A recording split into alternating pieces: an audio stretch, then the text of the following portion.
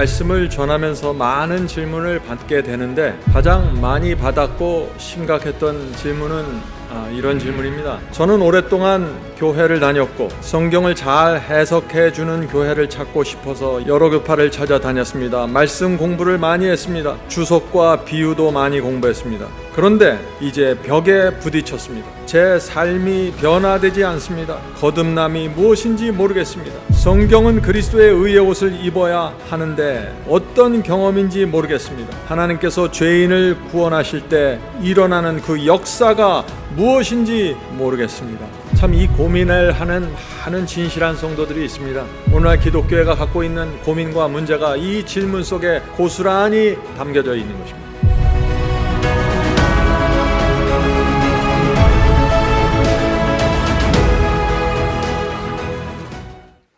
오늘 말씀은 어떻게 의롭다 하심을 받는 것인가, 우리가 죄인인 상태에서 어떻게 그리스도의 은혜를 발견하고 또 어떻게 내가 죽고 또 어떻게 의롭다 하심을 받는지, 의롭다 하심을 받는 이 의의 경험까지 갈 때 어떤 과정을 통해서 가게 되는지, 그 말씀을 로마서를 통해서 우리가 살펴보려고 합니다.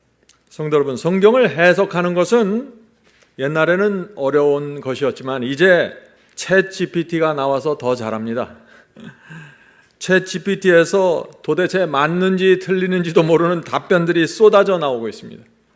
그런데 그런 해석들을 다 섭렵한다고 할지라도 하나님의 의, 그리스도의 의를 이해하고 경험할 수 있는 것은 아닙니다. 이것은 반드시 그것을 경험하고 그 말씀과 조화를 이루면서 찾아가는 그 과정이 필요한 것입니다. 자, 질문드리죠. 이 믿음으로 말미암는 의와 의의 경험을 이해할 수 있는 가장 좋은 방법이 무엇일까요? 하는 질문입니다. 하나님께 나가 겸손히 엎드리는 것입니다. 엎드린 마음으로 말씀을 살피면은 성령께서 한 걸음 한 걸음 인도하십니다. 여러분들, 성경의 해석에 대해서 두려워하지 마시고 지식에 대해서 두려워하지 마시고 하나님 앞에 엎드려서 성령의 인도를 받으십시오. 오늘 우리가 로마서를 살펴볼 때 성령께서 우리에게 꼭 함께 해 주시길 제가 간절히 바랍니다. 로마서 5장 끝부분을 보겠습니다. 로마서 5장 20절. 율법이 들어온 것은 범죄를 더하게 하려 함이라. 자, 율법이 저 밖에 있다가 내 안으로 들어왔다는 것이죠. 우리의 삶과 신앙에 율법이 없으면 어떻게 됩니까? 우리 마음대로 살아가게 되죠. 그렇죠? 저도 세상 밖에서 살 때는 하나님의 율법을 몰랐기 때문에 마음대로 살았습니다. 마음대로 사는데 양심의 가책이 전혀 없었습니다. 그런데 어느 날 제가 하나님을 믿게 되었고 율법을 지켜야 한다는 사실을 알게 되었습니다. 그때 저는 제가 수없이 많은 죄를 범하면서 살아왔다는 사실을 깨닫게 되었고 마음이 무겁게 되었고 고민이 생기기 시작했습니다. 율법을 깨닫게 되면서 제 마음과 삶 속에 곳곳에 죄가 있다는 사실을 제가 알게 되었습니다. 그래서 바울이 율법이 들어온 것은 범죄를 더하게 하려 함이라. 율법 때문에 이 죄가 드러나게 됩니다. 그렇게 되면은 많은 사람들이 이 양심의 가책을 느끼게 되고 깊은 고민에 빠집니다. 그 고민 앞에서 사람들이 두 갈래로 나눠지는 것입니다. 어떻게 나눠질까요? 한 길은 율법을 무시하고 지금까지 살던 대로 내 마음대로 사는 길입니다. 양심의 음성을 외면하는 길입니다. 그리고 또 다른 한 길은 내가 지금까지 율법을 범한 그 죄를 용서받고 이제부터 하나님 아버지께 돌아가 순종의 길로 가겠습니다 하는 이 성도들입니다.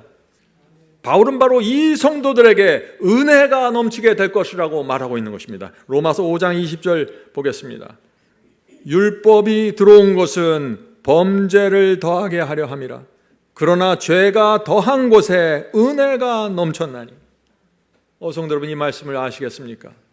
죄가 많이 범할수록 은혜가 넘치니까 계속해서 앞으로도 율법을 범하라는 뜻이 아니죠, 이것이.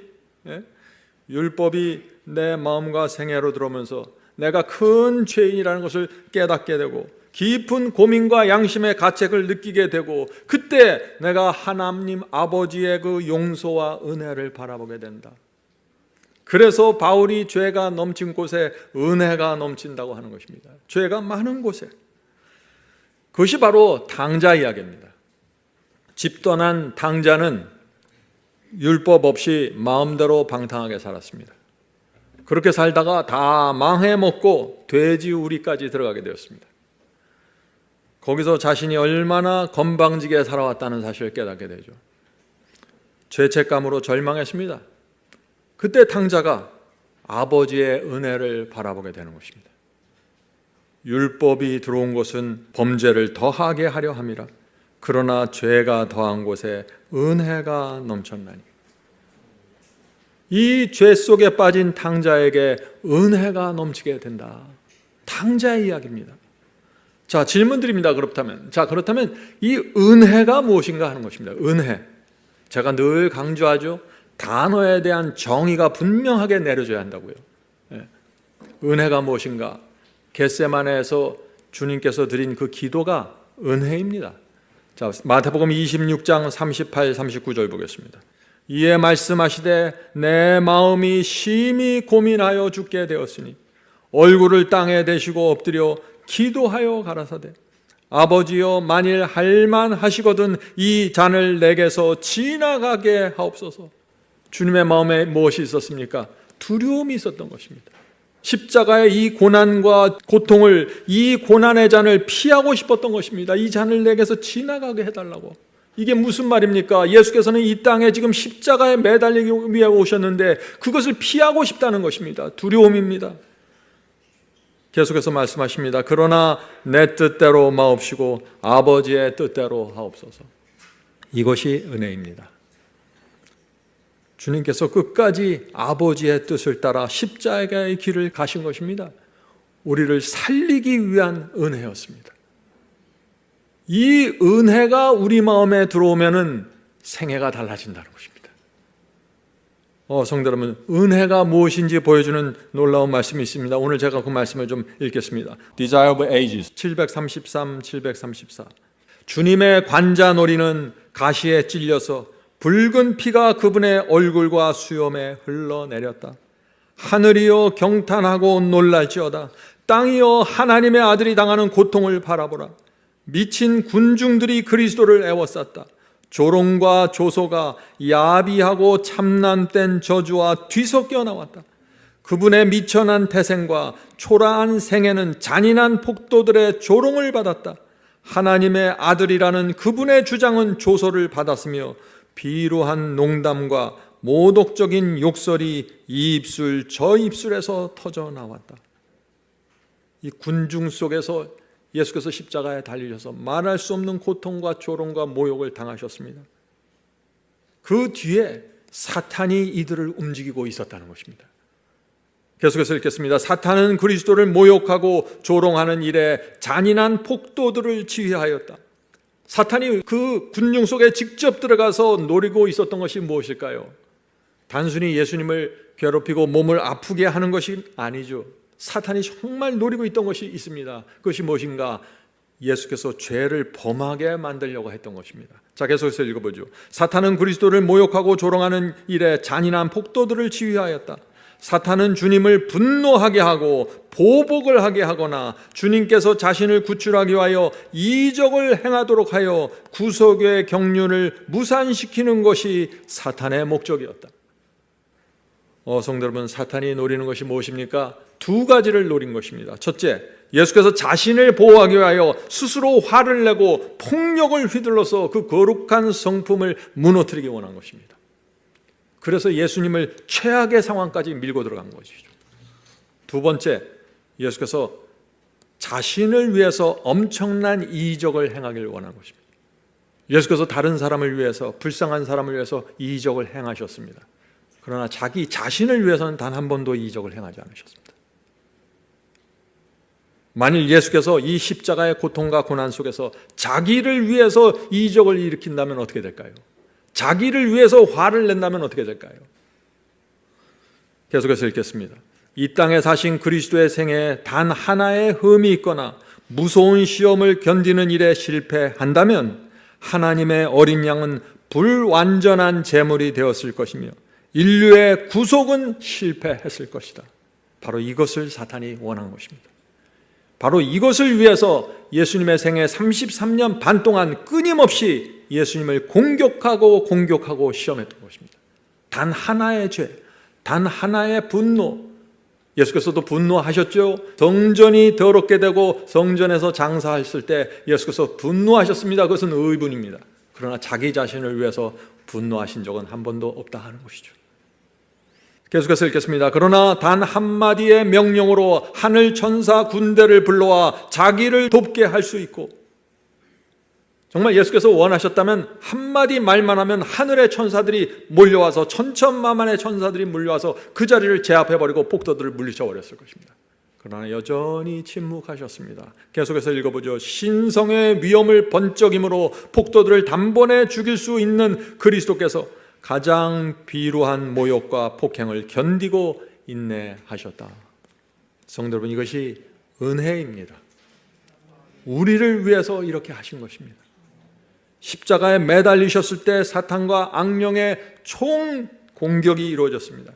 사탄이 군중 속에 직접 들어가서 선동했던 것입니다. 난폭한 군중들이 하나님의 아들의 뺨을 때렸습니다. 상상해 보세요.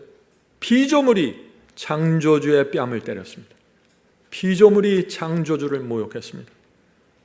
엄청난 일이 생긴 것입니다. 그 모든 것을 견디신 그 주님의 사랑이 은혜라고 말하는 것입니다. 그 은혜를 우리가 가만히 바라보면은 사람의 마음과 동기와 인생이 변화되는 것입니다. 평범하게 살 수 없는 사람으로 세워지게 되는 것입니다. 무엇이 우리를 그렇게 만듭니까? 은혜가 그렇게 만드는 것입니다. 은혜가. 히브리서 12장 2절 보겠습니다. 믿음의 주요 또 온전하게 하신 이인 예수를 바라보자. 이 말씀의 의미가 뭡니까? 믿음의 주인은 예수님이라는 뜻입니다. 예수께서 믿음을 시작하시고 예수께서 믿음을 완성시킨다는 것입니다. 온전하게 하시는 이인 예수를 바라보자. 어떻게 예수님이 우리의 믿음을 시작하고 온전하게 만드실까요? 주님의 생애와 십자가로부터 엄청난 은혜가 쏟아져 나오기 때문입니다. 그 은혜를 바라보고 묵상하면 우리 마음이 변화되고 주님을 전적으로 믿는 믿음이 생기면서 주님께 충성하게 된다는 것입니다. 그래서 주님을 바라보라고 성경은 계속해서 말하고 있는 것이죠. 자, 계속해서 읽겠습니다. 그는 그 앞에 있는 기쁨을 위하여 십자가를 참으사 부끄러움을 개의치 아니하시더니. 주님께서 장차 앞에 있는 그 기쁨을 바라보셨다고 했습니다. 그 기쁨이 무엇이라고 했죠? 우리가 구원받는 것입니다. 우리가 죄에서 떠나, 우리가 사탄의 편에서 떠나 하나님 편으로 옮겨가는 그 기쁨을 바라보기 위해서 십자가에 달리셔서 끝까지 인내하셨다는 것입니다. 성도 여러분, 하나님께서 하나님과 천사들이 보는 앞에서 예수께서 얻어맞고 모욕당하고 빨가 바뀌셨습니다. 그 모든 모습을 보는 우주의 존재들과 그리스도가 그 마음이 어떠했을까요? 그 모든 것을 하늘도 참고 그리스도 참고 견딘 것입니다. 그것을 은혜라고 하는 것입니다. 우리가 그 은혜를 조금이라도 안다면 어떻게 될까요? 평범하게 살 수 없는 것입니다. 다른 사람들처럼 살 수 없는 것입니다. 성도 여러분, 십자가의 은혜를 보면은 우리가 모든 것을 주님께 바치고 순종의 길을 걸어가게 됩니다. 그것이 정상입니다. 은혜를 보면 그것이 정상입니다. 은혜를 떠나면 그런 인생은 비정상이에요. 이 세상이 재밌고 쾌락적인데 왜 이 인생의 대부분이 사는 것처럼 살지 않겠습니까? 그러나 은혜를 보았기 때문에 또 다른 길로 가게 된다는 것입니다. 성도 여러분, 은혜가 무엇입니까? 은혜는 우리 죄를 값없이 용서해 주시는 자비입니다. 은혜는 하나님께서 우리를 불쌍히 여겨주시는 마음입니다. 그런데 은혜가 여기서 멈추는 것이 아닙니다. 은혜는 계속해서 발전됩니다. 은혜가 무엇입니까? 우리 어머니 아버지 있죠? 어머니 아버지의 그 은혜가 무엇인지 자녀가 알게 되면 어떻게 됩니까? 자녀의 마음이 변화됩니다. 엄청난 힘으로 그 자녀를 붙잡게 되는 것입니다. 저도 저희 어머니의 은혜가 무엇인지 알게 된 다음부터 제가 친구들과 함부로 어울리지 못하게 되었습니다. 은혜가 나를 붙잡았던 것입니다. 성도 여러분, 우리가 정말 주님의 그 피 묻은 은혜를 알게 되면 그 은혜가 엄청난 힘으로 우리를 붙잡게 되는 것입니다. 그래서 우리가 이 은혜를 알아야만, 이 은혜 속에 들어가야만 이 로마서 복음이 무엇을 말하는지 이해할 수 있게 되는 것입니다. 은혜를 기반으로 로마서가 세워졌습니다. 자, 로마서 5장 21절 보겠습니다. 로마서 5장 21절. 이는 죄가 사망 안에서 왕노릇하는 것 같이, 오늘날 많은 사람들이 가장 좋아하는 표현이 이 표현입니다. 죄가 우리 삶 속에서 왕노릇합니다. 죄가 우리를 짓누릅니다. 우리는 죄를 이길 수가 없습니다. 그런데 여기서 바울은 은혜를 말합니다. 그것보다, 그 죄보다 더 강력한 것이 있다고 소개하는 것입니다. 죄가 사망 안에서 왕노릇한 것 같이 은혜도 또한 의로 말미암아 왕노릇하여 우리 주 예수 그리스도로 말미암아 영생에 이르게 하려 함이니라. 우리가 어떻게 영생에 이르게 됩니까? 은혜가 우리 삶 속에, 우리 마음에 들어와서 왕노릇을 해야 된다는 것입니다. 은혜는 두 가지로 왕노릇합니다. 두 가지입니다. 첫째, 우리가 어떤 악한 죄를 범할지라도 죄를 고백하고 회개하기만 하면 은혜가 왕처럼 군림해서 우리 죄를 용서하시고 구원하신다는 것입니다. 은혜가 왕노릇하는 것입니다. 우리 죄가 진홍처럼 붉을지라도 눈처럼 하얗게 용서받을 수 있다는 것입니다. 은혜입니다, 이것이. 자, 은혜의 두 번째 정의. 두 번째는 탕자처럼 죄를 용서받고 아버지의 은혜가 마음에 새겨지면 그 사람의 마음속에서 은혜가 지배하고 왕노릇을 하게 된다는 것입니다. 이것이 오늘날 교회에서 놓친 은혜의 두 번째 개념입니다. 사탄이 아무리 유혹해도 주님의 은혜를 바라보면 은혜가 왕처럼 내 마음을 지배해서 죄를 물리치게 된다 하는 것입니다. 이것이 은혜입니다. 하나님의 아들의 피가 나 때문에 흘려졌기 때문에 내가 이 은혜를 알게 되는 것입니다. 그 은혜를 알면 그 은혜가 내 인생 속에 들어와서 왕처럼 나를 지배하면서 나를 끌고 간다. 강력한 힘으로 끌고 간다는 것입니다. 오늘날 기독교가 무엇을 놓쳤습니까? 은혜가 왕노릇하는 복음을 놓친 것입니다. 은혜가 그냥 용서만 하고 끝나버립니다. 용서만 받고 은혜가 사라집니다. 그런 은혜가 아니라 내 죄를 용서하시고 나를 지옥에서 건져내셨으면 그 은혜가 내 인생과 마음을 지배하고 왕처럼 지배하면서 인도한다는 것입니다. 그래서 순종이 가능해지고 죄에 대한 승리가 가능해지는 것입니다. 자, 바울이 은혜를 어떻게 설명하는지 보죠. 로마서 16장 20절입니다. 평강에 하나님께서 속히 사탄을 너희 발 아래 상하게 하시리라. 놀라운 말씀 아닙니까? 우리가 어떻게 사탄을 발로 짓밟을 수 있을까요? 상상하기도 어려운 말을 지금 바울은 하고 있는 것입니다. 너희 발 아래서 상하게 하시리라. 우리 주 예수의 은혜가 너희에게 있을지어다. 주 예수의 은혜가 무엇인지 알면은 우리는 사탄을 짓밟고 죄를 버리게 된다. 은혜는 모든 죄에서 우리를 구원하신다는 것입니다. 은혜가 왕노릇하는 이 경험 말이죠. 아주 단순하지만 아주 파워풀한 것입니다. 바울은 또 은혜를 이렇게 얘기합니다. 에베소 2장 1절부터 5절입니다. 에베소 2장 1절부터 5절. 너희의 허물과 죄로 죽었던 너희를 살리셨도다. 우리가 과거에 허물과 죄로 죽었지만 우리를 살리신다는 것입니다. 건져내신다는 것입니다. 너희를 살리셨도다. 그때 너희가 그 가운데서 행하여 은혜를 알기 전에는 우리가 과거에 허물과 죄 가운데 살았어요. 은혜를 알기 전에는 이 세상 풍속을 쫓고 공중의 권세 잡는 자를 따랐으니 곧 지금 불순종의 아들들 가운데서 역사하는 영이라. 은혜를 알기 전에는 내가 세상을 떠났고 불순종의 아들로 살았고 세상 권세 잡는 자들을 아부하면서 쫓아다녔습니다. 계속해서 보죠. 전에는 우리도 다 그 가운데서 우리 육체의 욕심을 따라 지내며 육체의 마음에 원하는 것을 하여 다른 이들과 같이 본질상 진노의 자녀였더니, 전에는, 은혜를 알기 전에는 우리가 다 육체를 따라 살았고 진노의 자녀로 죄 가운데서 뒤범벅이 돼서 살아왔다는 것입니다. 그런데 긍휼에 풍성하신 하나님이 우리를 사랑하신 그 큰 사랑을 인하여, 그 큰 은혜를 인하여 허물로 죽은 우리를 그리스도와 함께 살리셨고 너희가 은혜로 구원을 얻은 것이라. 성도 여러분, 은혜로 구원받는다는 말씀의 의미가 이것보다 더 정확하게 설명될 수 있을까요? 은혜로 구원받는 게 무엇입니까? 바울은 말하죠. 전에는 죄와 세상 속에서 진노의 자녀로 살았는데 이제는 하나님의 큰 사랑을 알게 돼서 십자가의 피를 알게 돼서 허물과 죄를 버리고 주님과 함께 살게 되었다는 것입니다. 은혜로 구원받는 경험입니다. 그래서 은혜는 반드시 우리를 성장시키고 양육하는 과정을 가져오는 것입니다. 우리가 믿는 복음은 바로 이 은혜의 복음입니다. 자, 누가복음 7장에 보면 또 은혜에 대한 말씀이 나옵니다. 누가복음 7장 37, 38절 그리고 47절입니다. 그 동네에 죄인인 한 여자가 있어 그 동네에 소문난 죄인이 있었습니다. 그 여인은 죄를 용서받았고 큰 은혜를 입었습니다.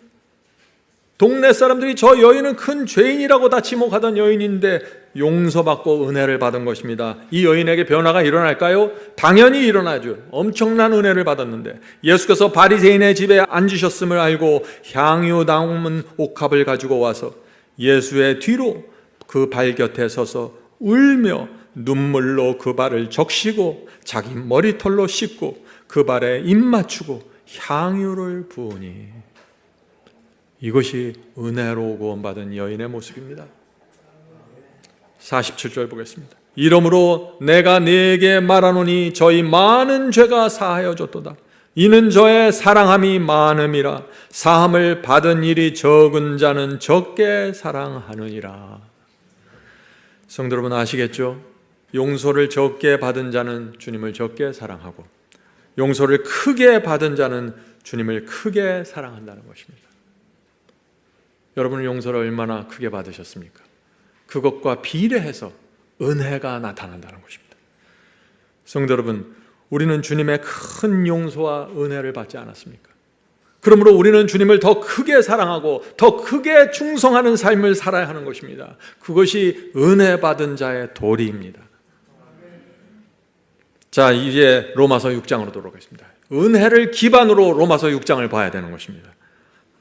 바울은 여기서 놀라운 얘기를 합니다. 너희가 은혜를 받았으면 죄를 지을 수 없다 이렇게 선포해버리는 것입니다.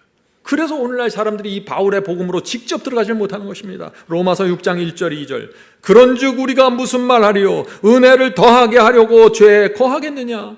너희가 죄 속에서 은혜 때문에 건진받았다고 계속해서 죄를 지면서 은혜를 받겠는가? 지금 그 말씀을 하는 거죠. 그럴 수 없느니라. 죄에 대하여 죽은 우리가 어찌 그 가운데서 더 살리요? 은혜를 더하게 하려고 죄에 거할 수 있겠느냐? 그럴 수 없느니라. 죄에 대하여 죽은 우리가 어찌 그 가운데서 더 살리요? 은혜의 중심을 들어가는 말입니다. 성도 여러분, 바울이 그럴 수 없느니라고 했습니다. 무슨 뜻이죠? 하나님의 은혜로 우리가 죄를 용서를 받았는데 우리가 어떻게 죄를 범할 수 있는가? 어떻게 죄를 고집할 수 있는가? 어떻게 죄 가운데 거할 수 있는가? 이것을 말하는 거 아닙니까? 오늘 많은 사람들이 거꾸로 생각합니다. 하나님의 은혜가 항상 준비되어 있으니까 우리는 죄를 범할 수 있습니다. 항상 용서할 수 있습니다. 걱정하지 마세요. 이것이 아니라는 것입니다. 은혜를 아는데 어떻게 그럴 수 있는가?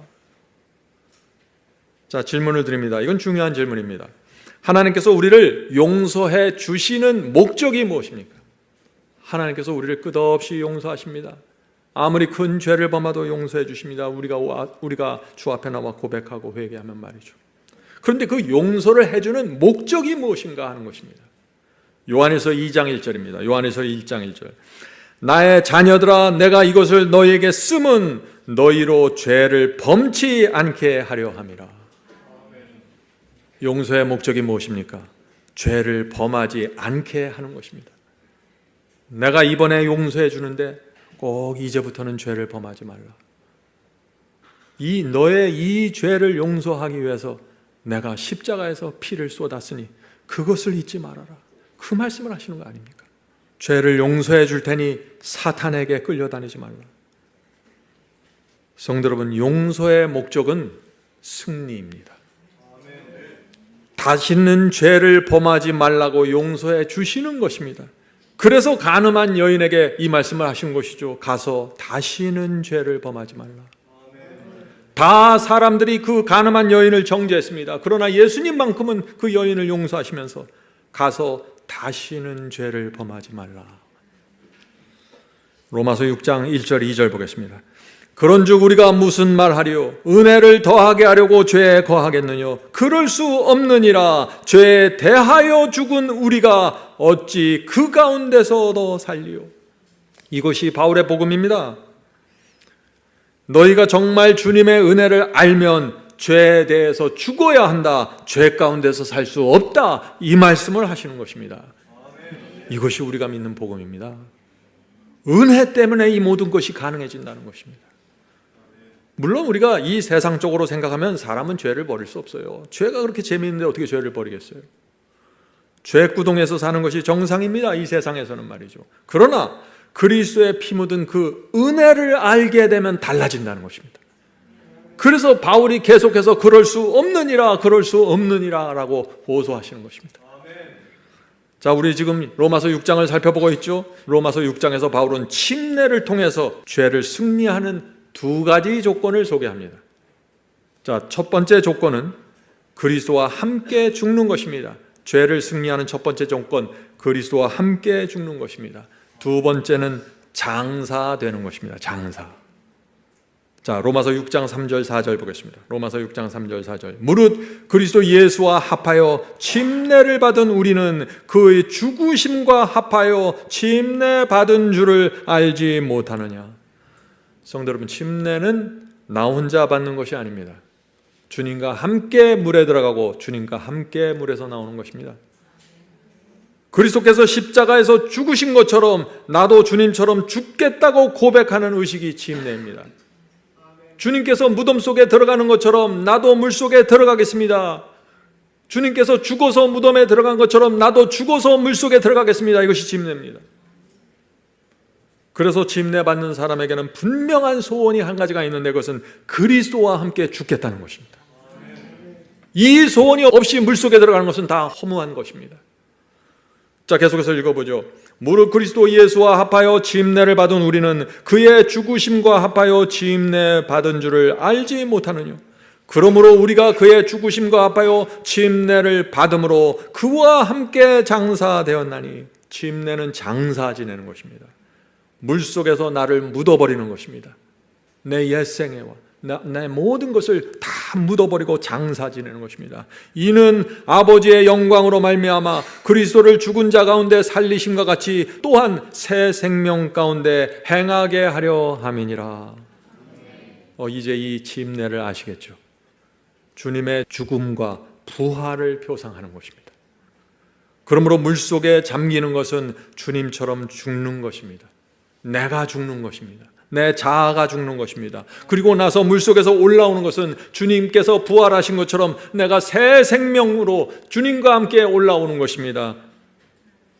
성도 여러분, 순서가 분명해야 된다는 것입니다.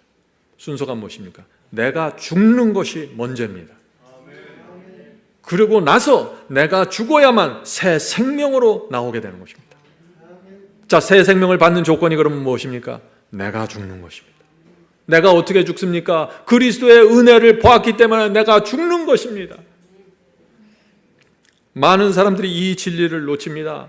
모두 다 거듭나길 원합니다. 새 생명 받기를 원합니다. 성화되기를 원합니다. 그런데 내가 죽지를 않는 것입니다. 내가 죽으려고 하질 않아요.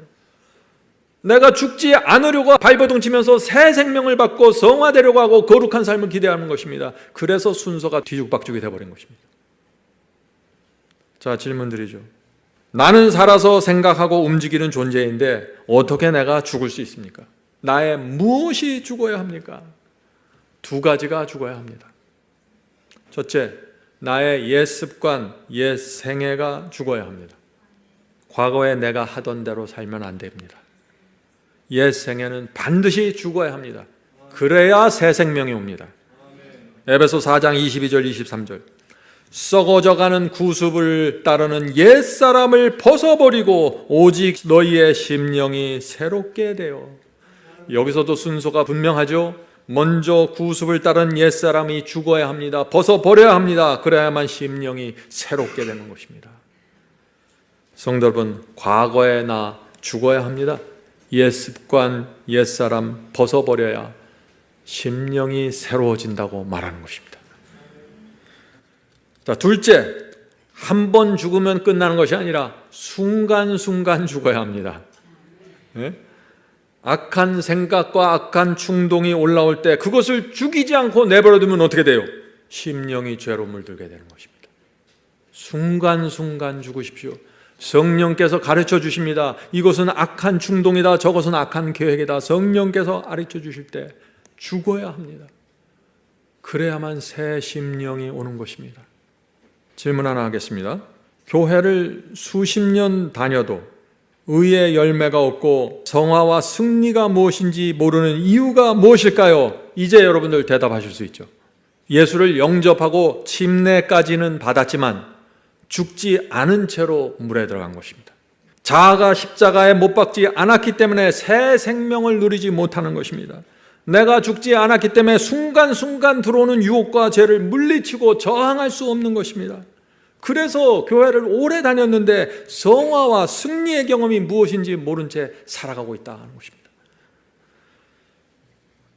성도 여러분, 이 모든 것의 시작은 어디서 시작이 됩니까?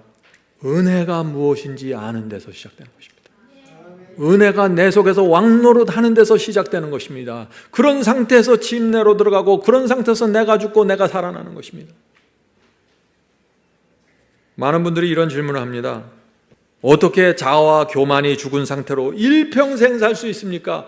내가 오늘 하루는 가능할지 모르겠는데 어떻게 일평생 내가 죽은 상태로 살 수 있나요? 저도 처음에 그리스도를 영접했을 때 이 질문을 했습니다. 오늘은 내가 가능할 것 같은데 어떻게 평생 내가 내 자신을 죽이면서 그건 너무나 힘들지 않습니까? 어떻게 내가 그렇게 살 수 있을까? 그때 제가 이 찬미를 부르면서 이 진리를 깨닫게 되었습니다.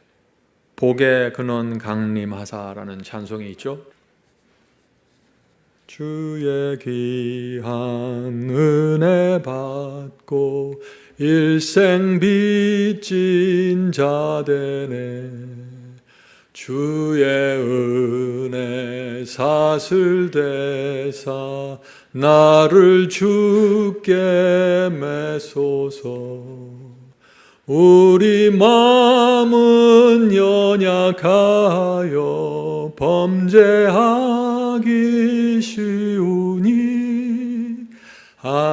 하나님이 받으시고 천국인을 치소서. 주의 귀한 은혜 받으면 일평생 빚진 자로 살게 됩니다. 주님의 은혜가 쇠사슬처럼 나를 강하게 묶어서 은혜의 종으로 살게 됩니다. 이것이 로마서의 복음입니다. 로마서 8장 12절입니다. 그러므로 형제들아 우리가 빚진 자로 돼 육신에게 져서 육신대로 살 것이 아니니라.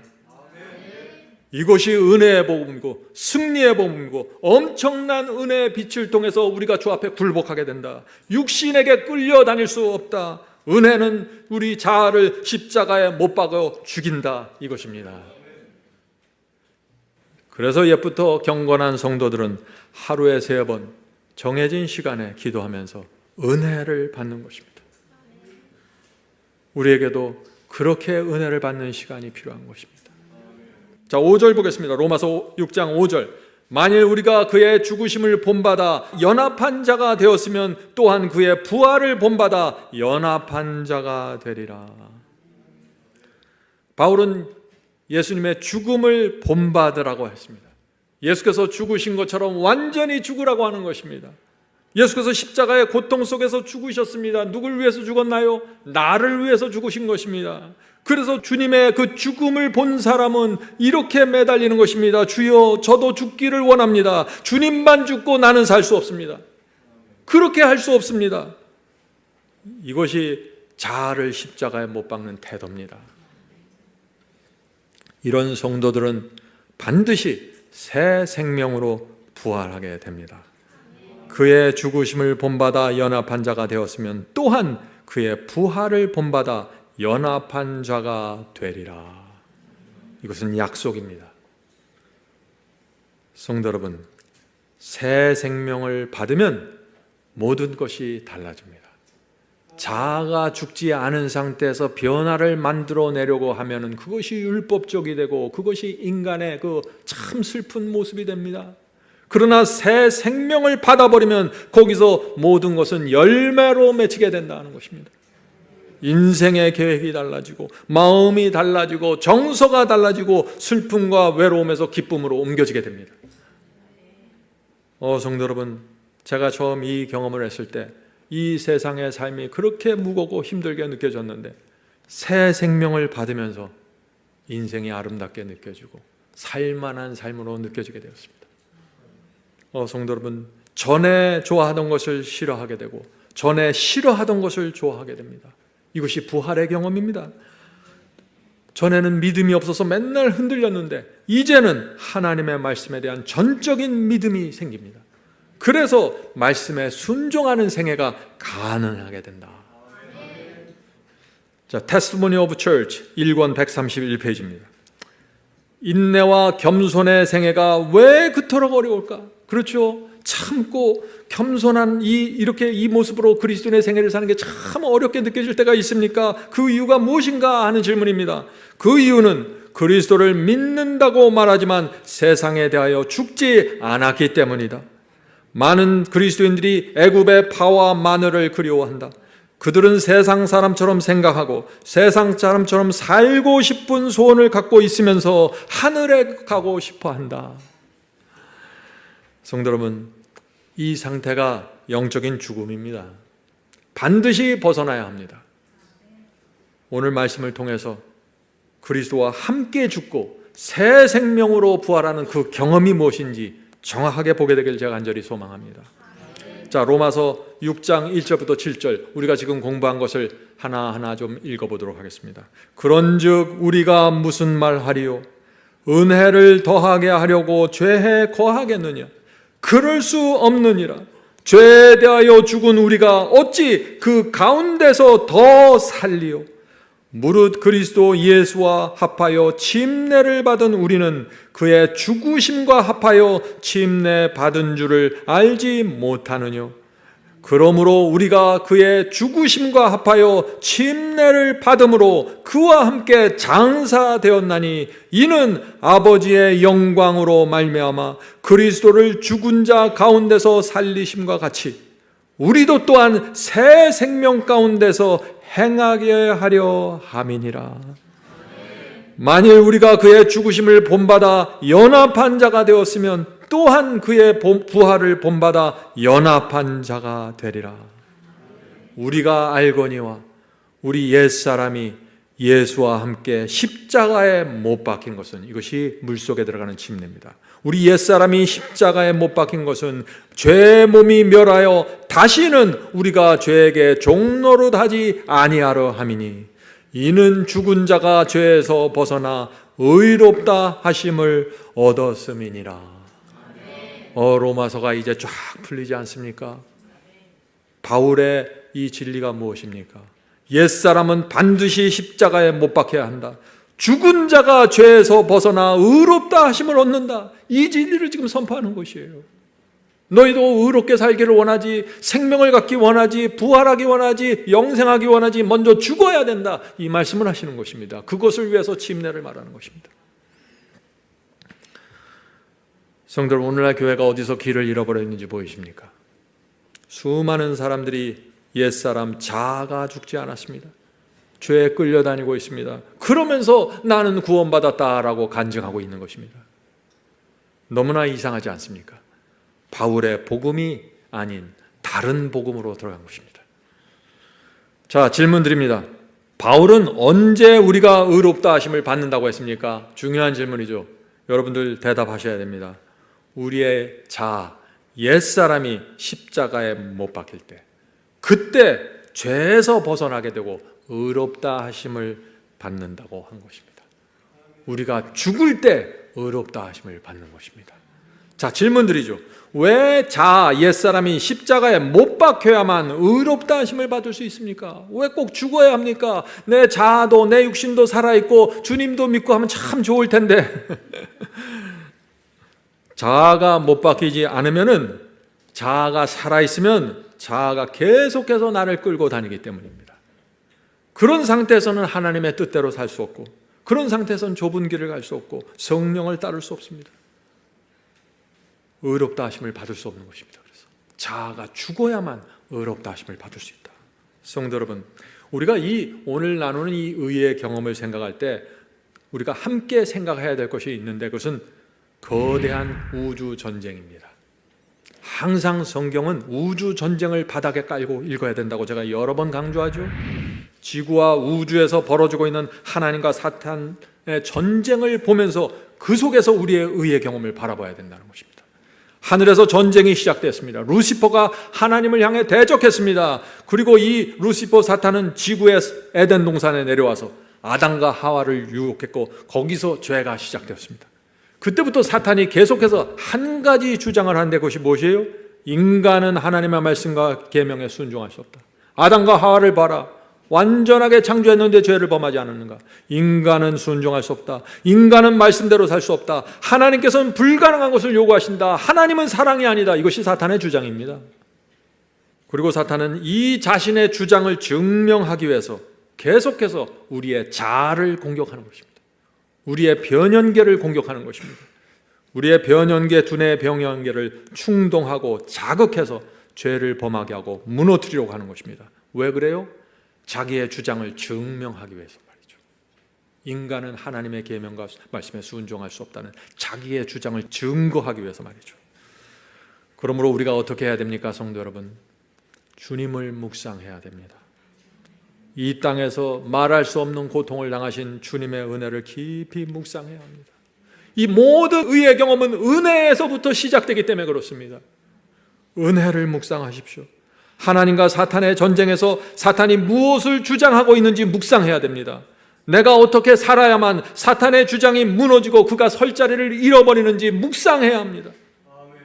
성도 여러분, 무조건 자아가 죽어야 합니다. 그것이 결론이에요. 저 사람이 잘못했든지 이 사람이 잘못했든지 가해자 피해자가 중요한 것이 아닙니다. 결론은 내 마음속에 잘못된 사상과 잘못된 감정이 있으면 안 된다는 것입니다. 하나님의 성품과 대적하는 것이 있으면 안 됩니다. 그래서 자아를 내려놓고 죽어야 하는 것입니다. 내가 살고 내가 높여지면은 죄가 올라오고 사탄은 의기등등해서 하나님을 향해서 손가락질합니다. 인간은 하나님의 말씀대로 순종할 수 없습니다. 하나님은 피조물이 순종할 수 없는 말씀과 계명을 주시고 지키라고 강요하십니다. 하나님은 공정하지 않고 사랑이 아닙니다. 그래서 바울이 이 사탄의 주장에 대적하기 위해서 무엇을 말합니까? 죽은 자가 죄에서 벗어나 의롭다 하심을 얻는다고 선포하는 것입니다. 그래서 은혜가 내 속에서 왕노릇하는 경험을 로마서 5장 마지막에 설명한 다음에 지금 죄에 대한 승리를 말하고 있는 것입니다. 은혜가 내 속에서 왕노릇하면 그때 우리의 신앙은 요새처럼 세워지고 승리가 시작되는 것입니다. 은혜가 왕노릇하는 경험 말이죠. 자, 질문 드립니다. 자아가 죽는다는 것이 무엇입니까? 자아가 죽는다는 것, 죽은 자가 죄에서 벗어나 의롭다 하심을 얻는다는 이 바울의 말씀이 도대체 어떤 경험입니까? 제가 똑같은 것을 계속해서 반복하죠. 오늘 이 말씀을 확실하게 여러분들 마음에 새기시길 바랍니다. Selected Message Volume 1 460, 461페이지에 의롭다 하심이 어떤 경험인지를 자세하게 설명합니다. 저는 이 설명을 참 좋아합니다. 하나님께서는 인간이 의롭다 하심을 받기 이전에 그 심령의 완전한 복종을 요구하신다. 오늘날 과연 얼마나 많은 그리스도인들이 이 말씀의 의미를 이해할까요? 심령이 완전히 복종해야 의롭다 하심을 받는다. 이것이 무엇입니까? 하는 질문 말입니다. 우리 마음속에 누구에 대한 미움이 있습니다. 저 사람에 대한 증오가 있어요. 그런 상태에서는 의롭다 하심을 받을 수 없다는 것입니다. 이것이 그 말씀을 하시는 거 아니에요. 성령께서 우리의 양심 속에 그것을 버려야 한다, 포기해야 된다고 호소하시는데 그것을 끝까지 고집하고 있을 때 의롭다 하심이 이루어질 수 없다는 것입니다. 의롭다 하심을 받으려면 우리의 마음이 하나님의 말씀에 굴복해야 합니다. 왜 굴복할 수 있습니까? 은혜 때문에 굴복이 되는 것입니다. 자아, 내 뜻, 내 고집이 그 은혜 때문에 죽었기 때문에 이것이 가능해지는 것입니다. 성도 여러분, 죄에서 벗어나기 원하십니까? 우리 마음이 하나님께 굴복되어 있어야 합니다. 은혜가 내 속에서 왕노릇하는 것입니다. 그러면 내 마음이 하나님께 굴복할 수밖에 없는 것이죠. 예. 아버지께 돌아온 당좌가 바로 그 마음을 가진 것입니다. 옥합을 깨뜨린 마리아가 바로 그 마음을 받은 것입니다. 이 삭개오가 하나님께 전적으로 굴복된 그 심령을 받은 것입니다. 그 심령이 이렇게 그들처럼 하나님께 굴복되어 있을 때, 삭개오처럼 마리아처럼 당자처럼 굴복되어 있을 때 의롭다는 선언이 이루어진다는 것입니다. 얼마나 복음적입니까? 자, 계속해서 읽어보죠. 인간이 의롭다 하심을 유지하기 위해서는 계속적인 순종의 생애를 살아야 하며. 많은 분들이 이런 말씀에 부담을 느낍니다. 계속적인 순종의 생애, 너무 어렵습니다. 근데 이것이 바울의 복음이에요. 로마서 5장 1절을 보죠. 로마서 5장 1절. 우리가 믿음으로 의롭다 하심을 얻었은즉, 그렇죠? 믿음으로 의롭다 하심을 얻는 것이 무엇인가? 믿음으로 의롭다 하심을 얻었은즉 우리 주 예수 그리스도로 말미암아 하나님으로 더불어 화평을 누리자. 믿음으로 의롭게 되면 어떻게 돼요? 하나님과 화목하게 된다는 것입니다. 하나님의 말씀을 거절하지 않고 하나님과 충돌하지 않는다는 것입니다. 하나님의 영이 내 속에서 임해서 말씀하실 때 밀어내지 않고 거절하지 않는다는 것입니다. 믿음으로 의롭게 된 사람. 그래서 의롭다 하심을 유지하기 위해서는 계속적인 순종의 생애를 사는 것이 가능해지게 된다. 그 말씀을 하시는 거 아닙니까? 자, 계속해서 읽어보죠. 사랑으로 역사하는 살아있는 믿음을 통하여 그 영혼이 순결하게 되어야 한다. 하나님과 화목한데 우리의 영혼이 순결해질 수밖에 없죠. 왜요? 하나님께서 말씀하시면 말씀을 따라갑니다. 성령께서 호소하시면 내 것을 내려놓습니다. 바로 그 마음이 순결하다고 말하는 것입니다. 하나님께 전적으로 굴복된 마음 말이죠. 인간이 믿음으로 의롭다 하심을 얻기 위해서는 그의 믿음이 마음의 모든 애정과 충동을 지배할 수 있는 위치에 도달해야 한다. 우리가 주님을 믿습니다. 그 믿음이 어떤 위치에 있어야 되냐는 것이죠. 우리가 정말 주님을 믿으면 그 믿음은 우리 속에서 올라오는 잘못된 충동과 잘못된 애정을 지배하고 물리칠 수 있는 그 정도의 믿음을 갖고 있어야 된다. 왜냐하면 그 믿음이 아니면 날마다 죄에 끌려다니기 때문이죠. 계속해서 읽겠습니다. 그리스도의 은혜가 없이는 죄인은 절망적인 상태에 놓여 있게 되며 그를 위하여 아무것도 할 수 없다. 그러나 거룩한 은혜를 힘입었을 때에는 초자연적인 능력이 인간에게 부여되며 그 능력이 인간의 정신과 마음과 품성에 역사하게 된다. 성도 여러분, 우리 스스로는 아무것도 할 수 없는 것입니다. 하늘로부터 내려오는 능력이 있어야 되는 것입니다. 신앙은 심리학이 아닙니다. 신앙은 긍정적인 사고방식이 아니에요. 신앙은 하늘로부터 내려오는 하나님의 능력이 내게 임함으로 이것이 이루어지는 것입니다. 성령의 능력과 그리스도의 중보를 통해서 우리의 마음이 하나님의 뜻에 굴복됩니다. 그래서 이 굴복이 가능해지기 위해서 우리가 협력할 부분이 있는데 그것은 뭐냐? 하나님의 은혜를 묵상하는 것입니다. 십자가의 은혜를 묵상하는 것입니다. 그 속에서 중보가 이루어지고 그 속에서 성령의 역사가 이루어지면서 우리를 하나님의 뜻과 일치된 마음을 받게 한다. 이것이 복음입니다. 자, 우리가 지금까지 읽은 말씀을 다시 한번 읽겠습니다. 하나님께서는 인간이 의롭다 하심을 받기 이전에 그 심령의 완전한 복종을 요구하신다. 인간이 의롭다 하심을 유지하기 위해서는 계속적인 순종의 생애를 살아야 하며 사랑으로 역사하는 살아있는 믿음을 통하여 그 영혼이 순결케 되어야 한다. 인간이 믿음으로 의롭다 하심을 얻기 위해서는 그의 믿음이 마음의 모든 애정과 충동들을 지배할 수 있는 위치에 도달해야 한다. 그리스도의 은혜가 없이는 죄인은 절망적인 상태에 놓여 있게 되며 그를 위하여 아무것도 할 수 없다. 그러나 거룩한 은혜를 힘입을 때에는 초자연적인 능력이 인간에게 부여되며 그 능력이 인간의 정신과 마음과 품성에 역사하게 된다. 놀라운 말씀 아닙니까? 많은 분들이 제가 이렇게 얘기해도 또 질문합니다. 어떻게 그런 경험이 가능합니까? 마태복음 13장으로 대답해 드리겠습니다. 마태복음 13장 46절. 극히 값진 진주 하나를 발견하며 가서 자기의 소유를 다 팔아 그 진주를 사느니라. 무엇을 찾아야 합니까? 극히 값진 진주를 찾아야 됩니다. 그것이 무엇입니까? 하나님의 은혜입니다. 나를 위해서 모든 것을 바쳐서 죽으신 그분의 은혜, 그것이야말로 값진 진주입니다. 그 진주를 발견하면 어떻게 됩니까? 너무나 기뻐서 자신의 모든 것을 다 팔아서 주님께 바친다고 했습니다. 그것이 어떤 경험입니까? 빚진 자의 경험입니다. 주여, 주님과 함께 죽겠습니다. 죄와 세상을 버리고 주님을 따라가겠습니다. 이 고백이 값진 진주를 발견한 경험이고, 은혜가 내 속에서 왕노로 돼서 내 모든 것을 지배하는 경험입니다. 그것을 의롭다 하심을 받는 경험입니다.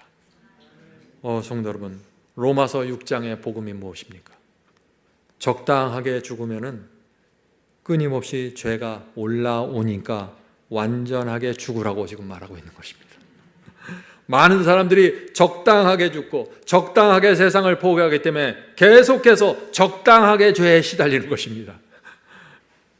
예수께서 완전히 죽어서 십자가에 달려서 완전히 죽으셨죠. 그리고 땅에 완전히 매장된 것처럼 그렇게 죽으라는 것입니다. 어떤 안 좋은 감정, 안 좋은 생각이 올라옵니까? 적당하게 버리지 말고 완전하게 포기하라는 것입니다. 그것이 안 됩니까? 그리스도의 십자가의 은혜를 깊이 묵상하라는 것입니다.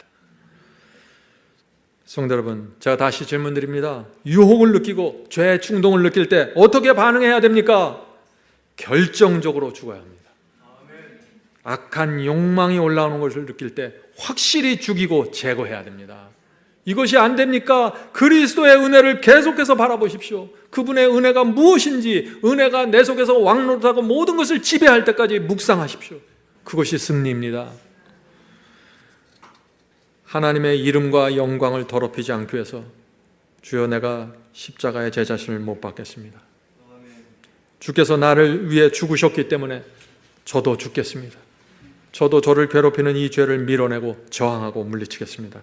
이것이 거듭난 증거이고 죄에 대해서 죽은 사람의 모습입니다. 자, 로마서 6장 1절 2절 보겠습니다. 그런즉 우리가 무슨 말하리요? 은혜를 더하게 하려고 죄에 거하겠느뇨? 그럴 수 없느니라. 죄에 대해 죽은 우리가 어찌 그 가운데 더 살리요? 로마서 6장 6절 7절. 우리 옛사람이 예수와 함께 십자가에 못 박힌 것은 죄의 몸이 멸하여 다시는 우리가 죄에게 종노릇하지 아니하려 함이니, 이는 죽은 자가 죄에서 벗어나 의롭다 하심을 얻었음이니라. 바울의 복음이 이해가 되시나요? 누구도 부인할 수 없는 복음 아닙니까? 자, 이제 로마서 6장 11절로 가겠습니다. 이와 같이 너희도 너희 자신을 죄에 대하여 죽은 자요 그리스도 안에서 하나님을 대하여는 산 자로 여길지어다. 맨날 죽기만 하면 안 되는 거예요. 살아야 합니다. 죄에 대하여는 죽어야 합니다. 죄와 유혹의 충동을 느낄 때는 죽은 자가 되어야 합니다. 바늘로 찔러도 움직이질 않아야 돼요. 죽은 자니까 말이죠. 그런데 성령께서 호소하실 때는 산 자가 되어야 한다는 것입니다. 하나님께서 역사하시고 호소하실 때는 산 자처럼 움직이고 반응해야 된다는 것입니다. 많은 사람들이 이걸 거꾸로 해요. 죄와 유혹이 오면 덥석 잡습니다. 산 자처럼 말이죠. 그리고 하나님의 말씀과 성령의 역사가 오면 죽은 자처럼 외면하고 눈을 감아버립니다. 거꾸로 하는 것입니다. 죽음입니다, 그것이. 성도 여러분, 그래서 바울이 나도 날마다 죽노라고 했습니다. 바울이 왜 날마다 죽어야 합니까? 그렇게 위대한 사도가요. 날마다 내가 죽어야 하나님을 대하여 산자로 살 수 있기 때문입니다. 우리도 그렇게 해야 되지 않을까요? 로마서 6장을 공부하면 많은 분들이 이런 질문을 합니다. 어떻게 우리가 죄에 대해서 죽을 수 있습니까? 질문이 다 같아요. 다 이 질문이에요. 어떻게 우리가 죄에 대하여 죽을 수 있습니까? 죄에 대하여 죽으면 화도 내지 않습니까? 강 목사님 화 안 냅니까? 이런 질문이죠. 분명한 사실은요, 죄에 대하여 죽은 사람은 죄에 머물러 있지 않는다는 것입니다. 저는 지금 우리가 거듭나면 죽을 때까지 단 한 번의 죄도 범하지 않는다, 그것을 말하고 있는 것이 아니죠. 죄에 머물러 있지 않는다는 것을 말하고 있는 것입니다. 혹시 순간적으로 화를 냈어도 화 속에 머물러 있지 않게 된다는 것입니다. 왜요? 내가 죽었기 때문에, 내가 하나님께 대해 살아있기 때문에 곧바로 잘못된 정서가 회복되는 것입니다. 이것이 거듭난 사람의 증거입니다. 성도 여러분, 우리 기독교 신앙은요, 완벽을 추구하는 신앙이 아닙니다. 그러나 성령께서 호소하시고 하나님의 말씀이 내게 알려주실 때 완전히 죽어야 합니다. 반만 죽으면 죄와 불순종으로 끌려가게 됩니다. 성령께서 부디 우리를 은혜가 왕노릇하는 그 경지로, 그 신앙으로 인도해 주시길 간절히 바랍니다.